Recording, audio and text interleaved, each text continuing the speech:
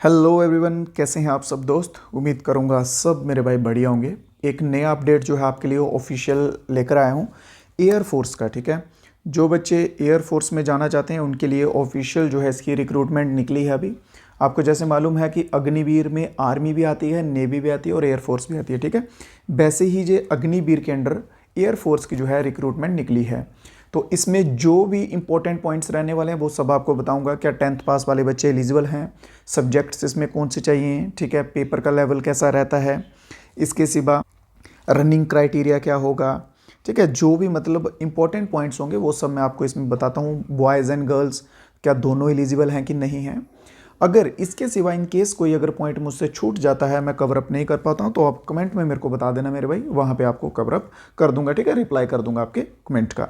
तो first of all बात करें मेरे भाई, इसका एग्ज़ाम कब होगा, ये सब चीज़ें भी इसी में क्लियर हो जाएंगी।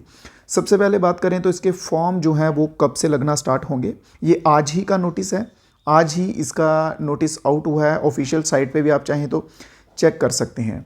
सबसे पहले अगर फॉर्म की बात की जाए तो फॉर्म लगना स्टार्ट हो चुके हैं आज ही से। ठीक है, 7 जनवरी 2025 आज से स्टार्ट हो चुके हैं और 27 जनवरी तक जो है वो लगेंगे। ये इसकी फॉर्म लगने की डेट है। इसके सिवा बात की जाए कि एग्ज़ाम कब होगा, तो 22 मार्च 2025 को एग्ज़ाम होने वाला है। ठीक है, लगभग आपके पास 2-3 महीने हैं। 2-3 महीने मान के चलिए, 3 महीने का टाइम एनफ होता काफ़ी है एयरफोर्स के लिए, क्योंकि ये जीडी लेवल का एग्ज़ाम है, तो ये काफ़ी है आपके लिए ये टाइम। इसके सिवा अगर हम बात करेंगे कि सर कितनी एज वाले बच्चे जो हैं वो एलिजिबल होंगे, अगर आपकी एज जो है 1 जनवरी 2005 से लेके 1 जुलाई 2008 के बीच में अगर आपकी एज आती है, ठीक है, तो आप एलिजिबल हैं। इवन कि अगर आपकी एज इन दिनों को आती है, मान लीजिए कि आपका बर्थ डेट है 1 जनवरी 2005, तो भी आप एलिजिबल हैं इसके लिए। ठीक है, इन दोनों एज के बीच में अगर आप आते हैं तो आप इसके लिए बिल्कुल एलिजिबल हो जाएंगे। इसके सिवा बात करेंगे, सबसे मेन जो डाउट रहता है ग्रुप्स का, कि एक होता है इसमें एक्स ग्रुप, एक होते हैं बाई ग्रुप। ठीक है, मोस्टली बच्चे जो हैं इसमें कंफ्यूज होते हैं कि सर एक्स ग्रुप क्या है और बाई ग्रुप क्या है। इसमें बताता हूँ, जो बच्चे साइंस बैकग्राउंड से हैं, ठीक है, जो बच्चे साइंस बैकग्राउंड से हैं जिनके पास पीसीएम है, ठीक है, तो वो बच्चे जो हैं इसके लिए एलिजिबल होते हैं एक्स ग्रुप के लिए। मैथमेटिक्स होना चाहिए, फिजिक्स होना चाहिए, इंग्लिश होना चाहिए इसके लिए। ठीक है, तो ये बच्चे जो हैं ये एक्स ग्रुप में आते हैं। और जिन बच्चों के पास ये नहीं थे सब्जेक्ट, जिन्होंने साइंस नहीं रखा हुआ है, आपने कॉमर्स से की हुई है 12th, ठीक है, उसके सिवा मान लीजिए आर्ट्स से की हुई है, होटल मैनेजमेंट से की हुई है, तो आप बच्चे जो हैं वो बाई ग्रुप में आएंगे। इसके लिए होना क्या चाहिए, एक चीज़ का ध्यान रखेंगे, आपकी जो 12th है उसमें कम से कम आपके 50% नंबर होने चाहिए। ठीक है, और इंग्लिश जो सब्जेक्ट है, इंग्लिश सब्जेक्ट में भी 50% नंबर होने चाहिए। ये चीज़ फिर से सुन लें, 50% नंबर होने चाहिए आपके 12th में साइंस में। ठीक है, और इंग्लिश में भी 50% नंबर होने चाहिए। सब्जेक्ट है मेन मैथ, फिजिक्स और इंग्लिश। ठीक है, ये इसमें बताया गया है। इसके सिवा जो बच्चे जिन्होंने साइंस से नहीं किया है, जिन्होंने आर्ट्स से किया है या किसी दूसरे सब्जेक्ट से किया हुआ है, उनको आता है बाई ग्रुप। ठीक है, वो बाई ग्रुप की कैटेगरी में आते हैं।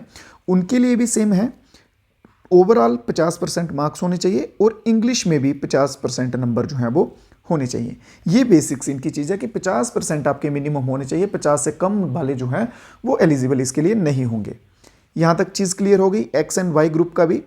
इसके सिवा अगर बात करेंगे हाइट की, ठीक है, तो हाइट मेल कैंडिडेट्स जो होंगे उनके लिए 152 हाइट होगी और फीमेल कैंडिडेट जो हैं, ठीक है, for female candidate minimum acceptable height is 152। तो फीमेल के लिए भी सेम ही 152 इन्होंने रखी हुई है मिनिमम। ठीक है, मिनिमम है ये, मिनिमम कम से कम आपको इतनी हाइट चाहिए। और जो कुछ बच्चे लक्षद्वीप से, ठीक है, या फिर इसके सिवा उत्तराखंड से, जो इन एरिया से आते हैं, ठीक है, उनको थोड़ा सा रिलीफ है। उत्तराखंड वाले जो बच्चे हैं, जो नॉर्थ ईस्ट वाले हिली एरिया के हैं, उनको 147 तक का रिलीफ है। और लक्षद्वीप वाले जो बच्चे हैं उनको 150 सेंटीमीटर तक जो है रिलीफ इसमें मिलता है। यहाँ तक चीज़ें क्लियर हैं। बाकी मैं नोटिफिकेशन जो है ये भी आपको टेलीग्राम ग्रुप पे शेयर कर दूंगा, वहाँ पे आप ज्वाइन कर सकते हैं टेलीग्राम ग्रुप। ठीक है, डिस्क्रिप्शन में लिंक होगा, वहाँ से आप डिटेल में जो है खुद भी इस नोटिफिकेशन को पढ़ सकते हैं। इसके सिवा बात की जाए आपकी सैलरी की, सैलरी आपको कैसे मिलेगी, ठीक है, तो पहला साल जो होगा, फर्स्ट ईयर जो होगा, पहले साल आपको 30,000 मिलेगा, दूसरे साल 33,000, तीसरे साल 36,500 और फोर्थ ईयर जो होगा उसमें आपको 40,000 सैलरी मिलेगी। आपको पता है अग्निवीर 4 साल के लिए होता है, उसके बाद जो है ये 25% बच्चे जो हैं उनको परमानेंट कर लेते हैं आगे सर्विस के लिए। ठीक है, तो इसमें जो है एट द एंड 5.2 लाख जो है 5.02 लाख जो है ये अमाउंट जो है वो आपका कट वगैरह होके डिपॉजिट हुआ होगा और सेम उतना ही अमाउंट जो है गवर्नमेंट भी आपके लिए ऐड ऑन करेगी और एट द एंड जब आप 4 साल के बाद आओगे तो आपको टोटल अमाउंट 10 लाख प्लस का जो है वो साथ में दिया जाएगा। ठीक है, यहाँ तक चीज़ें क्लियर हैं सभी बच्चों को। इसके सिवा ट्रेनिंग का टाइम पीरियड लीव्स का बताया हुआ है। ठीक है, 30 दिन की छुट्टी आपको साल में है। मेडिकल और CSD कैंटीन की जो फैसिलिटीज़ हैं वो भी आपको मिलेंगी। बाकी सब एलाइड बोनस पे अलाउंस ये सब भी आपको उसमें इंक्लूड रहेंगे। ठीक है, वो सब चीज़ें आपको ट्रेनिंग के टाइम पे रहने वाली हैं। इसके सिवा अगर हम बात करें कि फिजिकल स्टैंडर्ड्स क्या चाहिए, ठीक है, मोस्टली फिजिकल स्टैंडर्ड भी देखे जाते हैं, रनिंग वगैरह भी निकालनी पड़ती है, तो चलिए उसका देखते हैं। तो बात करें अगर हम मेल्स की, जो मेल कैंडिडेट होंगे, ठीक है, तो उनके लिए फिजिकल स्टैंडर्ड्स क्या हैं। 1600 किलोमीटर जो 1600 मीटर सॉरी, ठीक है, 1600 मीटर की रनिंग होगी 1.6 किलोमीटर की और इसमें टाइम जो है वो अच्छा दे दिया जाता है। मान लीजिए कि अगर आपने आर्मी की तैयारी की हुई है तो फिर आपके लिए ये रनिंग निकालना कोई बड़ी बात नहीं है। ठीक है, तो ये रनिंग जो है 7 मिनट में निकालनी होती है और फीमेल को ये रनिंग जो है वो 8 मिनट के टाइम पीरियड में निकालनी होती है। ठीक है, क्लियर। इसके सिवा जो एडिशनल चीज़ें होती हैं, 10 पुशअप हो गए, 10 सिटअप हो गए और 20 स्क्वाट्स जो हैं ये मेल्स के लिए रहते हैं और फीमेल कैंडिडेट्स के लिए 10 सिटअप और 15 स्क्वाट्स जो हैं ये चीज़ें इनके लिए भी रहती हैं। बाकी ओवरऑल जो भी इंपॉर्टेंट पॉइंट्स थे इसके लेकर वो सब मैंने यहाँ पे डिस्कस कर दिए हैं। उम्मीद करता हूँ कोई पॉइंट नहीं छूटा है। एनसीसी वाले बच्चे हैं जो, उनका भी यहाँ पे मेंशन है। एनसीसी वालों को एज़ पर रूल, ठीक है, वो चीज़ें मिलती हैं, बेनिफिट मिलते हैं मार्क्स के कुछ, ठीक है, कुछ % मिलता है, तो वो चीज़ें भी सब मेंशन हैं। इसके सिवा अगर आपका कोई डाउट, कोई क्वेरी बच गई हो मेरे भाई, तो आप कमेंट बॉक्स में बता सकते हैं। ठीक है, मैं डेफिनेटली पूरी कोशिश करूँगा कि आपके कमेंट्स का रिप्लाई जो है आपको टाइमली मिल जाए। इसके सिवा अगर और कोई आपका क्वेरी हो, कोई डिमांड हो तो वो भी बता दीजिएगा।